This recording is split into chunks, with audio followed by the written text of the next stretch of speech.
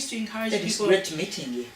Yeah. Probably been looking for one. I've never seen a women's coach in my life. Yes. Yeah, I've seen all types of coaches, and recently I bumped into one children's coach, Pauline Lehman, the one you were telling talking me about. Yes. She's great. And then meeting you this morning, I'm thinking, yeah, we need you. Yeah, so you know, I feel like I've been a coach all my life because even with my friends when I was young, I used to encourage them even about God because I'm a Christian, and I'll tell them about God, and they'll be like, yeah, but charity life is hard. And I'm like, no, it's gonna get better. You know, I say to my friends that one day I'm gonna play a video, you know, those charity videos that they say, look at this child, they walk for miles looking for food or looking for drink and water. I was that child. You know, when I was in my country, I was that child. I used to look for food and water and, you know, all that stuff. But in being that child, I had a dream. And I used to tell myself that God, things will get better. My life will get better. This is not my life. I'm not going to live like this. And as a child, I always believed in better. I always believed in better.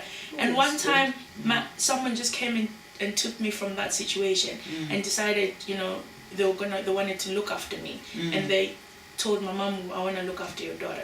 And took me out of there. And then I lived with my grandma, which is a woman that took me. I lived with her, and I've lived with her, and I've lived with her, and I'm still living with her. You know, up to now, she's the woman that came and took me out of that situation.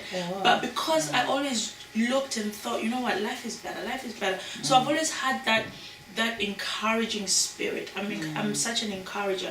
I look at you and I see beauty in you. I see your goodness, and I want to draw that out. You know, I want to draw that beauty because sometimes people don't even see themselves. They don't see that they're beautiful because of their background. Yes, but I can see someone and I see that beauty. I see that courage. I see that strength in that person, and I want to draw that. And one thing that I pray about is that God give me discernment. And I say this to my husband, that God, when I see a person, I don't see them physically, I see them spiritually. The outside can be deceitful. And exactly. I always say that to him. When I see someone and I talk to the person, I'll say, actually, I don't want anything to do with that person. Or, wow, we should work with that person.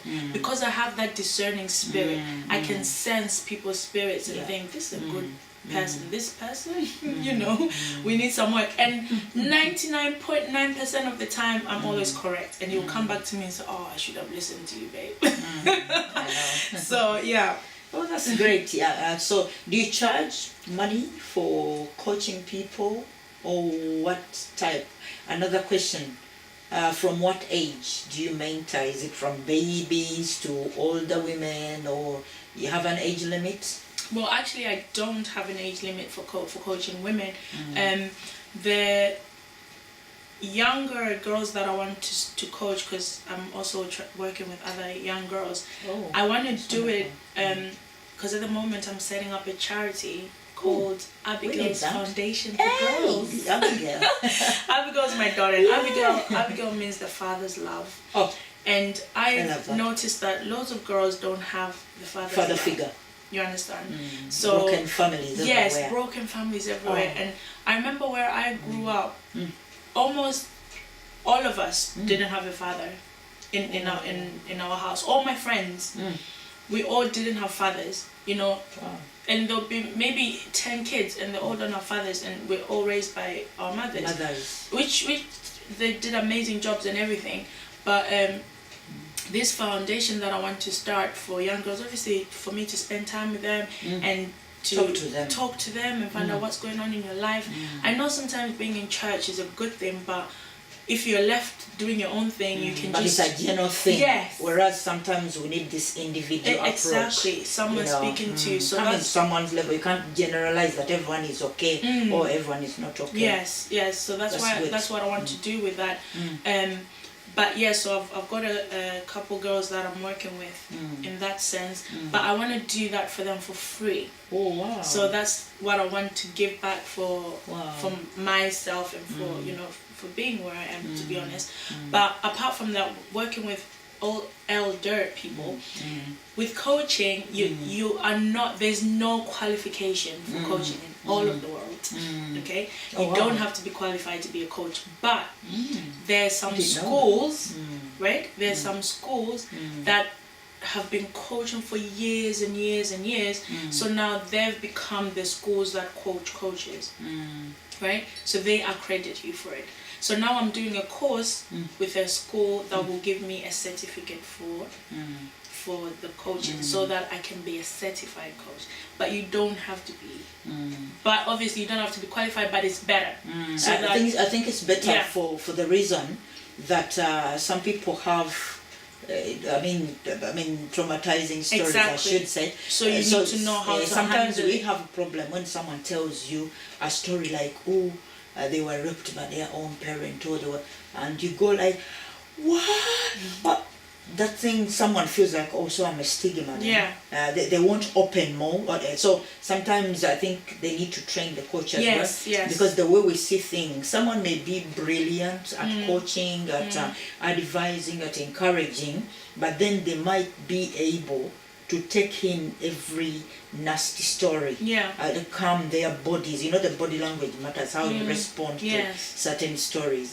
So I think when you say training is also important. Even the Bible says, you know, we should study to show ourselves approved. So, and if someone else has done it before you, you're better off listening to them. You know, you're better off listening to them and watching what they've done. That's why I said to you when you told me about the children's coach and you say she's done this, she's done that, and she's won awards. I said, wow, I want to I want to meet her, because I would want to see what she's done, so I can walk through that trail.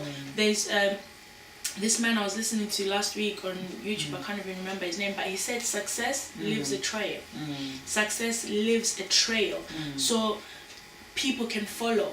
If you follow successful people, you will also be successful. You know, if you hang around with successful people, you will also be successful. So that's my vision, to look to people that have already done it and that are doing it. And in the long run, I also want to be a coach for coaches. I want to be able to coach other women. Like you said, you've not met women coaches. I want to be able to. It's my first time to meet you. I want to be able to coach other women. You know, because I was saying to my friend yesterday, women, we're like natural coaches. We coach our husbands, coach our children, coach our friends. We sit on the phone for hours listening to problems and telling, no, you know what? Oh, how did you do this? How did that work? We're doing it day in and day out. Why can't we do it and make money out of it? And I think when you say following successful people, before I follow you, again, I need to know, what do I carry on the inside? Exactly. What's this potential? Where are my strengths and what are my weaknesses? See, you know, this SWOT analysis thing. Yes.